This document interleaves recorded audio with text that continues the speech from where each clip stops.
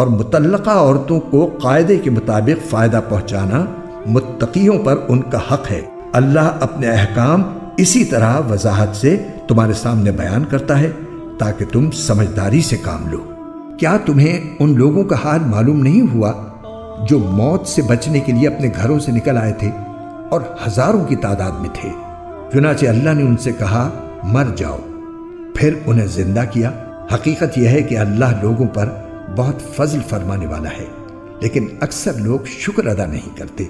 और अल्लाह के रास्ते में जंग करो और यकीन रखो कि अल्लाह खूब सुनने वाला है, खूब जानने वाला है। कौन है जो अल्लाह को अच्छे तरीके पर कर्ज दे ताकि वो उसे उसके मफाद में इतना बढ़ाए चढ़ाए कि वो बदरजहा ज्यादा हो जाए?